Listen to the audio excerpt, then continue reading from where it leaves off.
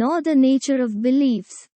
इस पॉइंट पर यदि आप ट्रेडिंग के बारे में 5 फंडामेंटल ट्रूथ को अपनाने के लाभों को समझ सकते हैं, तो कार्य यह सीखना है कि इन सच्चाइयों को अपनी मेंटल सिस्टम में ठीक से कैसे एकीकृत किया जाए, जो कि किसी भी अन्य बिलीव्स के विरोध में नहीं है जो आप धारण कर सकते हैं। पहली नज़र में यह एक कठिन काम की तरह लग सकता है और अन्य परिस्थितियों में मैं आपसे सहमत हूँ, लेकिन ऐसा नहीं होगा, क्योंकि चैप्टर 11 में मैं आपको एक सरल ट्रेडिंग एक्सरसाइज दूंगा जो विशेष रूप से इन सच को बिलीव्स के रूप में ठीक से स्थापित करने के लिए डिज़ाइन किया गया है।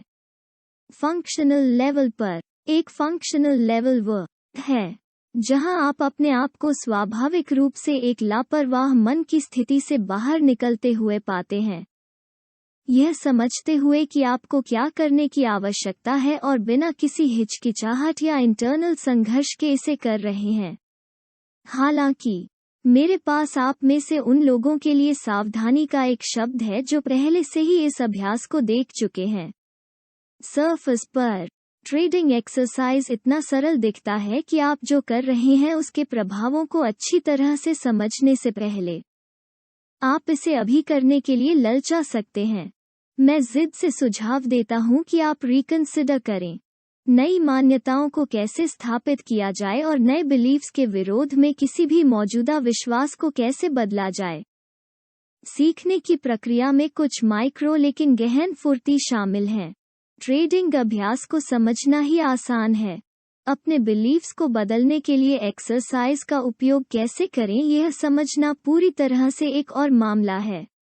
यदि आप इस चैप्टर और अगले में शामिल कॉन्सेप्ट्स को समझे बिना प्रैक्टिस करते हैं, तो आप डिजायर्ड रिजल्ट्स प्राप्त नहीं करेंगे। यह भी महत्वपूर्ण है कि सफलता के इन सिद्धांतों को पूरी तरह से स्वीकार करने के लिए अपने दिमाग को ट्रेंड करने के लिए आपको कितना मेंटल प्रयास करना पड़ सकता है, इस पर ध्यान न दें, भले ही आप उन्हें कितनी अच्छी तरह समझते हों।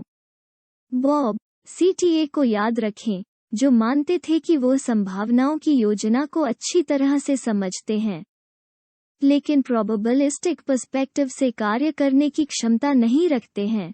बहुत से लोग यह मानने की गलती करते हैं कि एक बार जब वे कुछ समझ जाते हैं, तो उनकी नई समझ में निहित इंसाइट अपने आप ही उनकी पहचान का एक फंक्शनल हिस्सा बन जाती है। मेजॉरिटी समय किसी कल्पना को समझना उस कल्पना को फंक्शनल लेवल पर एकीकृत करने की प्रक्रिया में केवल पहला कदम है। यह उन कॉन्सेप्ट्स के लिए विशेष रूप से सच है जो संभावनाओं में सोच से संबंधित हैं। हमारे दिमाग स्वाभाविक रूप से ऑब्जेक्टिव या अब मोमेंट में रहने के लिए तैयार नहीं है। इसका मतलब है कि हमें इन पर्सपेक्टिव से सोचने के लिए अपने दिमाग को एक्टिव रूप से ट्रेंड करना होगा।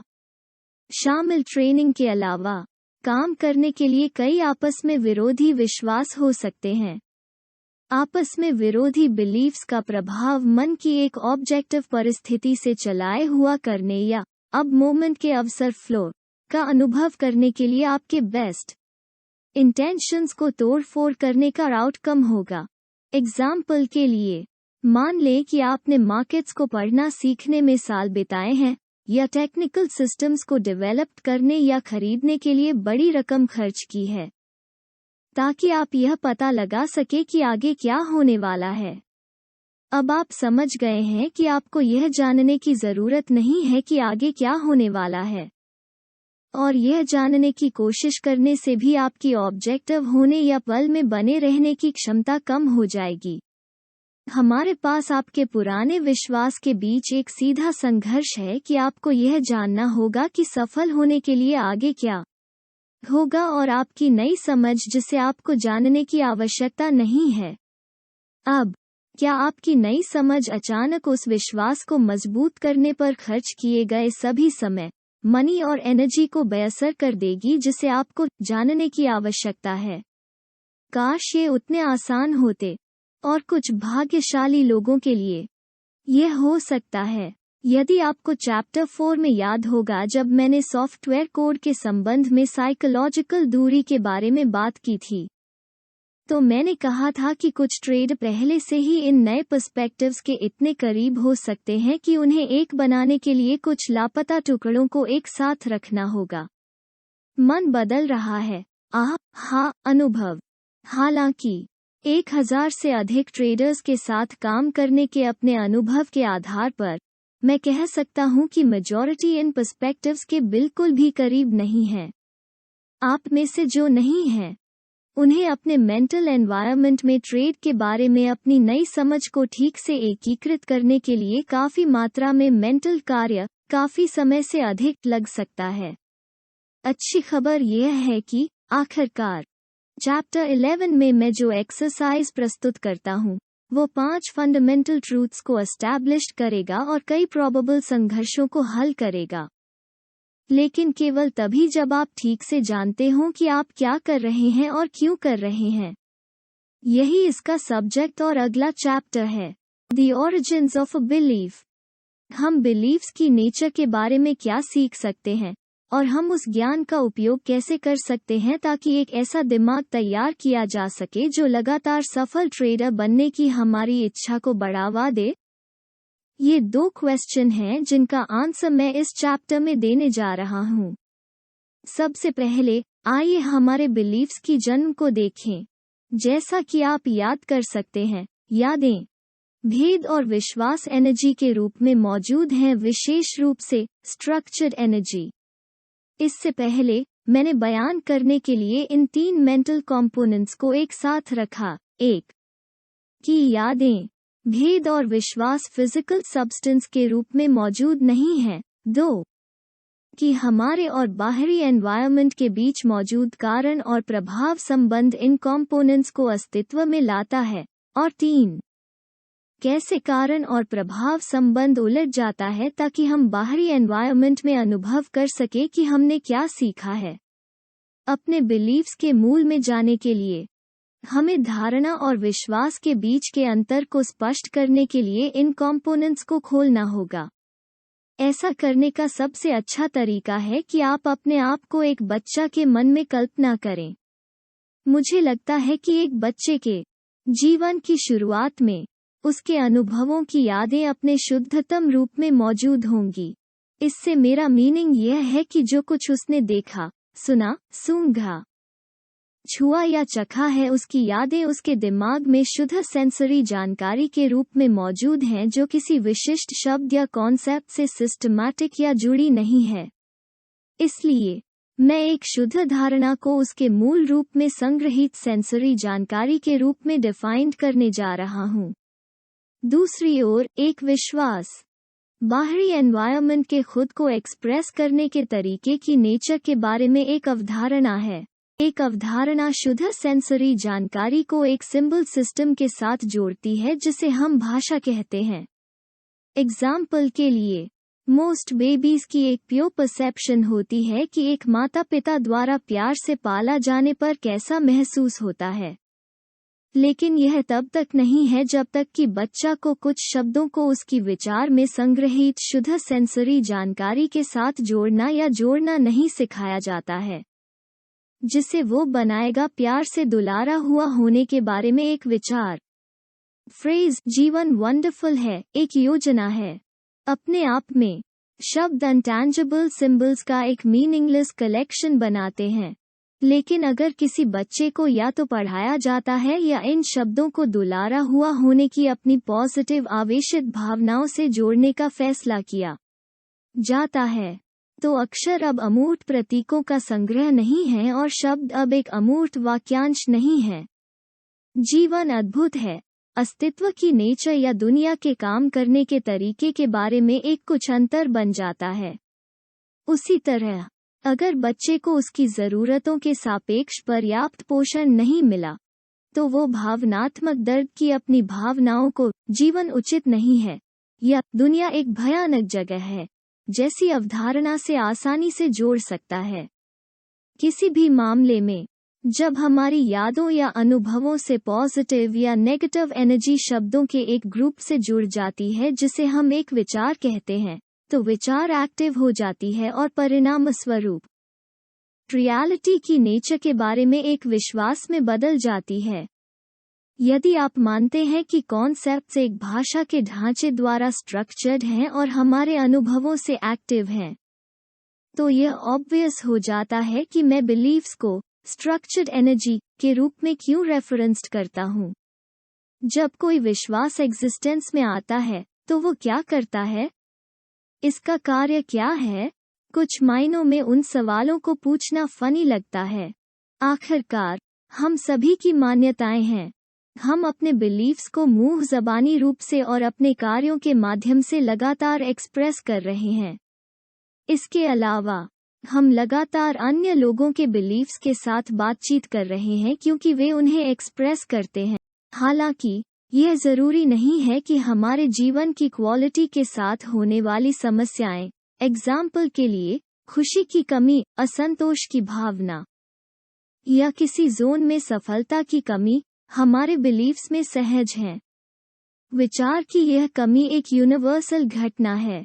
बिलीव्स की फीचर्स में से एक यह है कि वे जो हम अनुभव करते हैं उसे खुद ऑब्वियस और क्वेश्चन से परे बनाते हैं। वास्तव में यदि यह एक ट्रेडर के रूप में लगातार सफलता का अनुभव करने की आपकी इंटेंस इच्छा के लिए नहीं थे, तो इसकी प्रोबेबिलिटी नहीं है कि आप इस विषय में बिल्कुल भी मगन होंगे।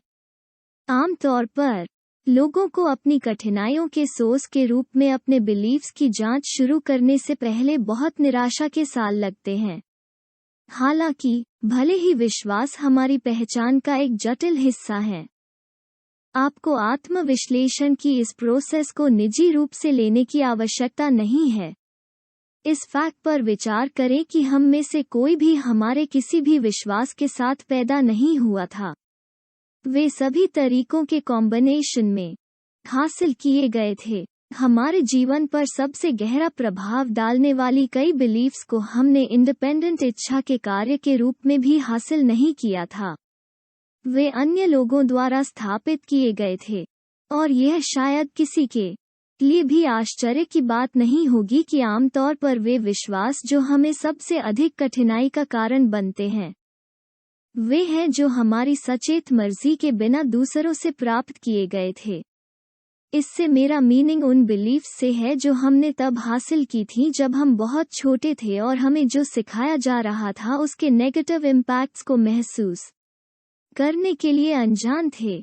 हमारे बिलीफ्स के सोर्स के बावजूद एक बार जब वे अस्तित्व में आ जाते हैं तो वे सभी मूल रूप से उसी तरह कार्य करते हैं।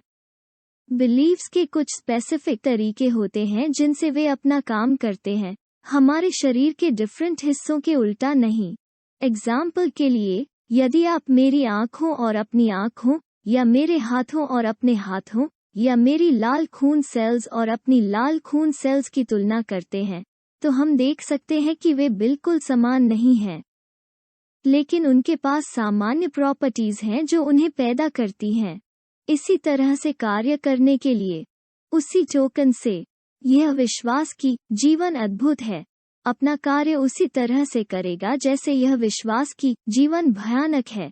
मान्यताएं खुद डिफरेंट हैं और होल्डर के जीवन की क्वालिटी पर प्रत्येक का जो प्रभाव पड़ता है वो बहुत डिफरेंट होगा, लेकिन दोनों मान्यताएं बिल्कुल समान तरीके से कार्य करेंगी। Beliefs and their impact on our lives. Comprehensive अर्थों में हमारे विश्वास हमारे जीवन को अनुभव करने के तरीके को आकार देते हैं। जैसा कि मैंने पहले ही कहा है, हम अपनी किसी भी मान्यता के साथ पैदा नहीं हुए हैं, वे अर्न किए जाते हैं, और जैसे जैसे वे जमा होते हैं हम अपना जीवन इस तरह से जीते हैं जो यह दर्शाता है कि हमने विश्वास करना सीखा है। इस बात पर विचार करें कि यदि आप एक ऐसी कल्चर, धर्म या पॉलिटिकल सिस्टम में जन्म लेते हैं जिसमें आपका जन्म हुआ है, तो बहुत कम, यदि कुछ भी है, तो आपका जीवन कितना अलग होगा।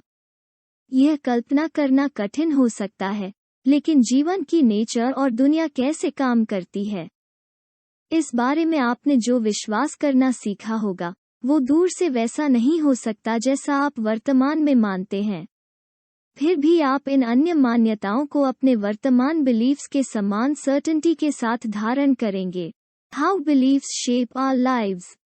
1. वे एनवायरनमेंट संबंधी जानकारी की हमारी धारणा और एक्सप्लेनेशन को इस तरह से प्रबंधित करते हैं जो हमारे विश्वास के अनुरूप हो। 2. वे हमारी एक्सपेक्टेशंस पैदा करते हैं।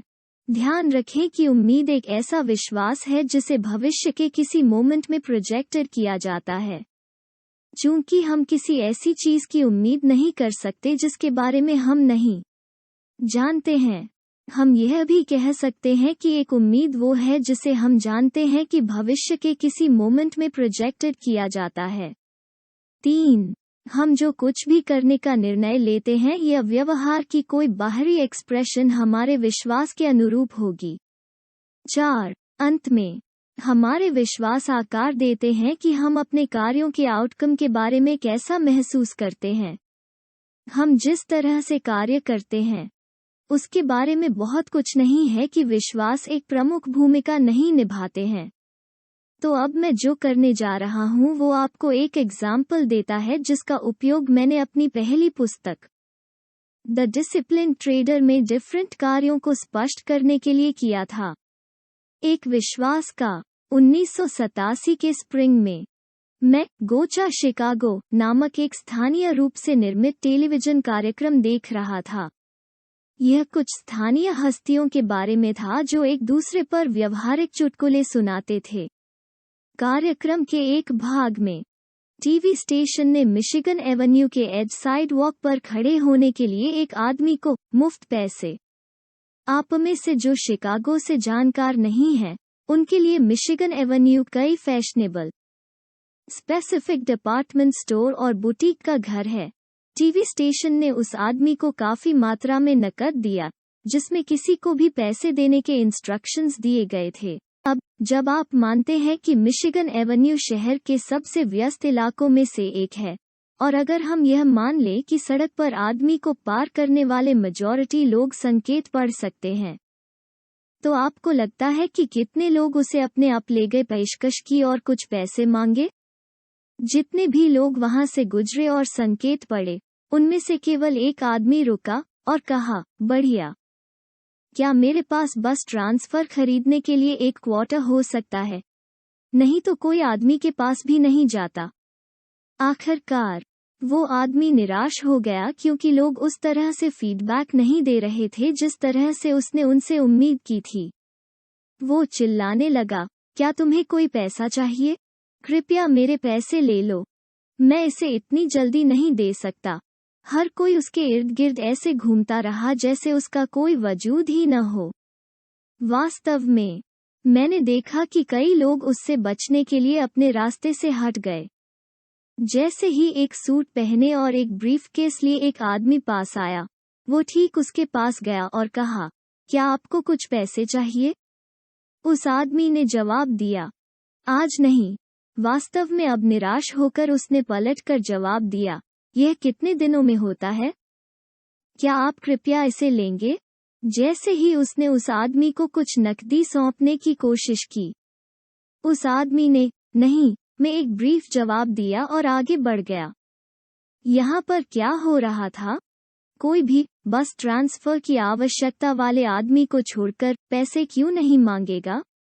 यदि हम यह मान लें कि मेजॉरिटी या सभी आने जाने वाला संकेत पढ़ सकते हैं, लेकिन फिर भी मनी प्राप्त करने के लिए कोई प्रयास नहीं किया, तो उनके व्यवहार के लिए एक पॉसिबल एक्सप्लेनेशन यह है कि उन्हें पैसे की परवाह नहीं थी।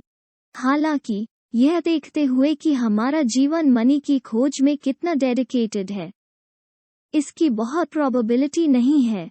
अगर हम मानते हैं कि लोग संकेत पढ़ सकते हैं और यह पैसा हम में से मेजॉरिटी के लिए बहुत महत्वपूर्ण है, तो इन लोगों को खुद की मदद करने से क्या रोक सकता था? एनवायरनमेंट एक ऐसा अनुभव उपलब्ध करा रहा था जिसे ज्यादातर लोग प्राप्त करना पसंद करेंगे। कोई उन्हें बिना किसी तार के पैसे दे रहा है। फिर भी हर कोई उस चीज से बेखबर चलता चला गया जिसका उन्हें इंतजार था। वे यह देखने में एबल नहीं रहे होंगे कि क्या उपलब्ध था। यह कल्पना करना कठिन है क्योंकि संकेत में स्पष्ट रूप से कहा गया है, मुफ्त पैसा। आज ही, हालांकि यह कल्पना करना कठिन नहीं है यदि आप मानते हैं कि मेजॉरिटी लोगों का यह विश्वास है, दुनिया कैसे काम करती है। इस बारे में एक एनर्जेटिक कॉन्सेप्ट कि मुफ्त मनी मौजूद नहीं है। यदि मुफ्त पैसा वास्तव में मौजूद नहीं है, तो कोई उस विश्वास और संकेत के बीच स्पष्ट विरोधाभास को कैसे समेटता है जो कहता है कि यह करता है? यह आसान है, बस यह तय करे कि साइन वाला आदमी पागल है। इस तरह के अजीब व्यवहार के लिए और क्या हो सकता है? अगर वास्तव में मुफ्त पैसा मौजूद नहीं है, लॉजिक प्रोसेस जो विरोधाभास की भरपाई कर सकती है वो कुछ इस तरह हो सकती है। हर कोई जानता है कि बिना किसी तार के पैसा मिलना शायद ही कभी होता है। कुछ रूप से शहर की सबसे व्यस्त सड़कों में से किसी एक अजनबी से नहीं। वास्तव में, अगर आदमी वास्तव में था पैसे देकर, उसे पहले ही लूट लिया जाएगा। वो अपने जीवन को खतरे में डाल सकता है। वो पागल होना चाहिए। बेहतर होगा कि मैं उसके चारों ओर एक लंबा चौड़ा रास्ता अपनाऊं। कौन जानता है कि वो क्या कर सकता है? ध्यान दें कि डिस्क्राइब्ड विचार प्रोसेस का प्रत्येक पुर्जा इस विश्वास के अनुरूप है कि मुफ्त मनी मौजूद नहीं है। एक शब्द फ्री मनी को न तो माना गया और न ही व्याख्या की गई क्योंकि वे एनवायरनमेंट के पहुंच से जानबूझकर थे। 2 संकेत के साथ आदमी का निर्णय लेना पागल होना चाहिए जिससे खतरे की उम्मीद पैदा हो, या कम से कम एक धारणा हो कि सावधानी बरती जाए। 3 संकेत वाले आदमी से बचने के लिए जानबूझकर अपना रास्ता बदलना एक ऐसा कार्य है जो खतरे की अपेक्षा के अनुरूप है। 4 आउटकम के बारे में प्रत्येक आदमी ने कैसा महसूस किया? प्रत्येक आदमी को व्यक्तिगत रूप से जाने बिना यह कहना मुश्किल है, लेकिन एक अच्छा सामान्यीकरण यह होगा कि वे राहत महसूस करते हैं कि वे एक पागल आदमी के साथ मुठभेड़ से सफलतापूर्वक बचते हैं। टकराव से बचने के परिणामस्वरूप राहत की भावना मन की एक स्थिति है। याद रखें कि हम कैसा महसूस करते हैं, हमारे शरीर और दिमाग से बहने वाली पॉजिटिव या नेगेटिव चार्ज एनर्जी की रिलेटिव डिग्री हमेशा भरा हुआ सत्य है, लेकिन विश्वास जो किसी विशेष मन की स्थिति को प्रेरित करते हैं, वो एनवायरनमेंट के पहुंच से उपलब्ध पॉसिबिलिटीज के संबंध में सत्य नहीं हो सकता है। इस स्थिति में टकराव से राहत ही एकमात्र प्रोबेबल आउटकम नहीं था। कल्पना कीजिए कि अनुभव कितना अलग होगा यदि वे मानते हैं कि मुफ्त मनी मौजूद है। अब डिस्क्राइब प्रोसेस समान होगी, सिवाय इसके कि यह विश्वास करेगा कि फ्री मनी मौजूद है, खुद स्पष्ट और क्वेश्चन से परे प्रतीत होता है। जैसे यह विश्वास करता है कि फ्री मनी मौजूद नहीं है, खुद स्पष्ट प्रतीत होता है और सवाल से परे। एक आइडियल एग्जाम्पल वो आदमी होगा जिसने कहा, बढ़िया, क्या मेरे पास बस ट्रांसफर के लिए 1/4 हो सकता है? जब मैंने यह देखा तो मेरे पास 1/4 के लिए कोई भी था। एक पैनहैंडलर वो होता है जो कुछ रूप से मुफ्त पैसे के अस्तित्व में विश्वास करता है। इसलिए उनकी धारणा और संकेत की व्याख्या ठीक वैसी ही थी जैसी टीवी स्टेशन ने की थी। उनकी अपेक्षा और व्यवहार उनके इस विश्वास के अनुरूप थे कि मुफ्त पैसा मौजूद है। और वो आउटकम के बारे में कैसा महसूस करेगा? उसे अपना क्वार्टर मिल गया, इसलिए मुझे लगता है कि उसने संतुष्टि की भावना महसूस की। बेशक वो यह नहीं जानता था कि वो और भी बहुत कुछ पा सकता था। हमारे लैंडस्केप के लिए एक और प्रोबेबल आउटकम है। आइए किसी ऐसे आदमी के काल्पनिक एग्जाम्पल को देखें जो मानता है कि मुफ्त पैसा मौजूद नहीं है, लेकिन जो स्थिति के लिए क्या पहुंच रखता है, लेता है। दूसरे शब्दों में, कुछ लोग पॉसिबिलिटीज के बारे में इतने उत्सुक हो सकते हैं कि वे तय करते हैं अस्थायी रूप से उनके विश्वास को सस्पेंडेड करने के लिए कि मुफ्त पैसा मौजूद नहीं है। यह अस्थायी सस्पेंशन उन्हें एक विश्वास द्वारा बनाई गई सीमाओं के बाहर कार्य करने की अनुमति देता है, ताकि यह देखा जा सके कि क्या होता है। इसलिए उस आदमी को अनदेखा करने के बजाय जो संकेत होगा, जो होगा हमारे काल्पनिक आदमी का पहला झुकाव, वो उसके पास जाता है और कहता है, मुझे $10 दो। आदमी तुरंत अपनी जेब से $10 का बिल निकालता है और उसे देता है। अब क्या होता है? वो कैसा महसूस करता है? कुछ अनएक्सपेक्टेड अनुभव हुआ जो पूरी तरह से उनके विश्वास का इनकार करता है? ज्यादातर लोगों के लिए यह विश्वास कि मुफ्त पैसा मौजूद नहीं है। इसे अनप्लेजेंट परिस्थितियों के माध्यम से हासिल किया जाता है। इसे हल्के ढंग से रखने के लिए सबसे आम तरीका बताया जा रहा है कि हमारे पास कुछ नहीं हो सकता क्योंकि यह भी है महंगाई। सामान्य बच्चा कितनी बार सुनता है, वैसे भी आपको क्या लगता है कि आप कौन हैं? पैसा पेड़ों पर नहीं उगता, आप जानते हैं। दूसरे शब्दों में, यह शायद एक नेगेटिव आरोप लगाया विश्वास है। तो बिना किसी तार से जुड़े और बिना किसी नेगेटिव कमेंट के उसे पैसा सौंपने का अनुभव संभवतः शुद्ध आनंद की स्थिति पैदा करेगा। वास्तव में, अधिकांश लोग इतने खुश होंगे कि वे उस खुशी और इस नई खोज को उन सभी के साथ साझा करने के लिए मजबूर महसूस करेंगे जिन्हें वे जानते थे। मैं कल्पना कर सकता हूँ कि वो अपने कार्यालय वापस जा रहा है या घर जा रहा है, और जिस मोमेंट वो किसी ऐसे आदमी से मिलता है जिसे वह जानता है, उसके मुंह से पहला शब्द होगा, आज जो मेरे साथ हुआ। उस पर आपको विश्वास नहीं होगा, और भले ही वो सख्त चाहता है जिनसे वो उसकी कहानी पर विश्वास करने के लिए मिलता है, वे शायद नहीं करेंगे। क्यों? क्योंकि उनका यह विश्वास कि मुफ्त मनी मौजूद नहीं है उन्हें उनकी कहानी की व्याख्या इस तरह से करने के लिए प्रेरित करेगा जो इसकी वैधता को नकारता है। इस एग्जाम्पल को थोड़ा और आगे ले जाने के लिए कल्पना कीजिए कि इस आदमी की मनःस्थिति का क्या होगा यदि उसे ऐसा लगे कि वो और पैसे मांग सकता था। वो शुद्ध आनंद की स्थिति में है। हालांकि जिस मोमेंट यह विचार या तो उसके दिमाग में आता है या कोई ऐसा आदमी जो वो अपनी कहानी बताता है, इस विचार को प्रस्तुत करता है कि वो बहुत अधिक मनी मांग सकता था, उसकी मनःस्थिति तुरंत अफसोस या निराशा की नेगेटिव स्थिति में बदल जाएगी। क्यों? उन्होंने नेगेटिव रूप से लादा हुआ विश्वास में टैप किया कि किसी चीज को याद करने या पर्याप्त न होने का क्या मतलब है।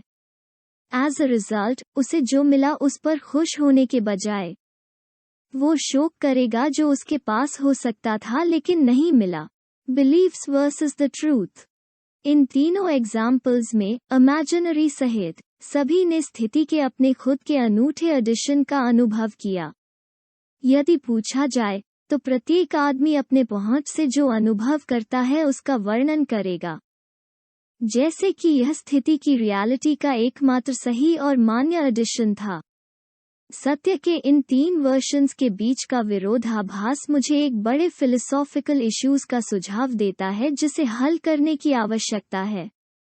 यदि विश्वास फिजिकल एनवायरनमेंट द्वारा उत्पन्न जानकारी के बारे में हमारी जागरूकता को सीमित करते हैं ताकि हम जो अनुभव करते हैं वो हमारे विश्वास के अनुरूप हो, तो हमें कैसे पता चलेगा कि सत्य क्या है? इस क्वेश्चन का आंसर देने के लिए हमें 4 विचारों पर विचार करना होगा। 1. एनवायरनमेंट खुद को बेशुमार तरीकों से एक्सप्रेस कर सकता है। जब आप नेचर की सभी फोर्सेस को आदमी द्वारा बनाई गई हर चीज के साथ जोड़ते हैं, तो उसमें जोड़े की सभी प्रोबेबल तरीकों से उत्पन्न ताकतें जो लोग खुद को एक्सप्रेस कर सकते हैं। आउटकम रियलिटी के कई प्रोबेबल एडिशन हैं जो कुछ रूप से सबसे खुले को भी व्याकुल कर देंगे। माइंडेड नेर्सन। 2. जब तक हम हर पॉसिबल तरीके को समझने की क्षमता हासिल नहीं कर लेते हैं जिसमें एनवायरनमेंट खुद को एक्सप्रेस कर सकता है, हमारी मान्यताएं हमेशा एनवायरनमेंट के पर्सपेक्टिव से जो संभव है उसके सीमित एडिशन का रिप्रेजेंटेशन करती हैं। हमारे बिलीफ्स को रियलिटी के बारे में एक बयान बनाते हैं, लेकिन जरूरी नहीं कि एक रियलिटी का कुछ बयान। 3.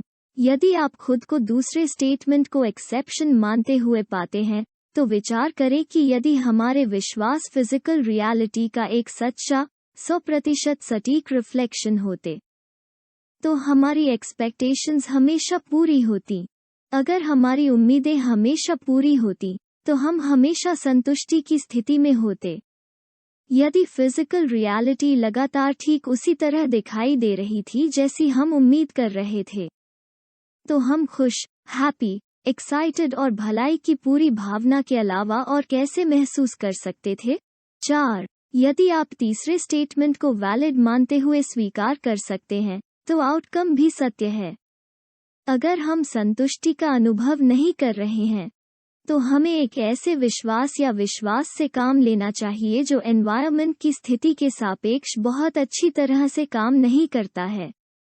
हम इन 4 विचारों को ध्यान में रखते हुए अब मैं इस क्वेश्चन का आंसर दे सकता हूँ। सत्य क्या है? जवाब है, जो कुछ भी काम करता है।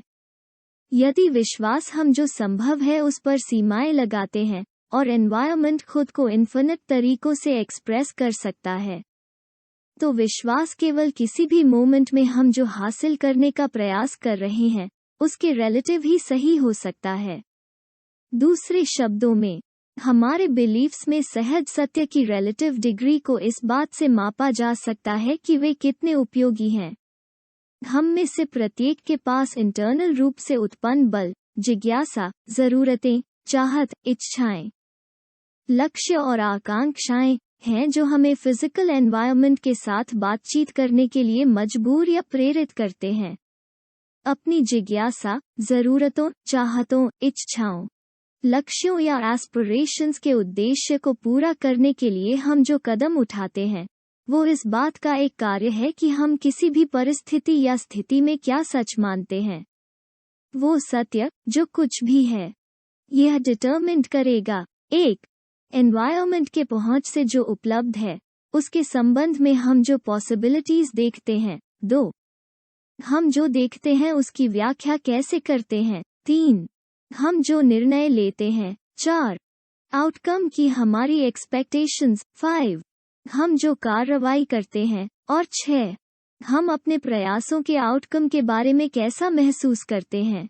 किसी भी समय, यदि हम जो कुछ भी हासिल करने का प्रयास कर रहे हैं उसके संबंध में हम खुद को संतुष्टि, खुशी या कल्याण की स्थिति में पाते हैं, तो हम कह सकते हैं कि हमारी सच्चाई, जिसका मीनिंग है कि हम जिस भी विश्वास से काम कर रहे हैं, यूजफुल है, क्योंकि प्रोसेस, जैसा कि अब कहा गया है, काम किया। हमने जो अनुभव किया वो न केवल हमारे उद्देश्य के अनुरूप था, बल्कि एनवायरनमेंट के पहुंच से जो उपलब्ध था उसके अनुरूप भी था। हमारे द्वारा अनुभव की गई जानकारी की हमारी व्याख्या के परिणामस्वरूप एक निर्णय, अपेक्षा और कार्रवाई हुई जो एनवायरनमेंटल स्थिति और परिस्थितियों के अनुरूप थी। एनवायरनमेंट द्वारा या हमारे अपने दिमाग में कोई रेजिस्टेंस या बदला फोर्स नहीं दिया गया था जो उस आउटकम को कम कर दे जिसे हम प्राप्त करने की कोशिश कर रहे थे। एज अ रिजल्ट, हम खुद को संतुष्टि, खुशी और कल्याण की स्थिति में पाते हैं। दूसरी ओर, अगर हम खुद को असंतोष, भ्रम, अफसोस या निराशा की स्थिति में पाते हैं, तो हम कह सकते हैं कि एनवायरनमेंट की स्थिति और परिस्थितियों के सापेक्ष जिन बिलीफ्स से हम काम कर रहे हैं, वे काम नहीं करते हैं अच्छी तरह से या बिल्कुल भी, और इसलिए उपयोगी नहीं है। सीधे शब्दों में कहें, सत्य किसी भी मोमेंट में जो कुछ भी हम पूरा करने की कोशिश कर रहे हैं उसके संबंध में जो कुछ भी काम करता है उसका एक कार्य है।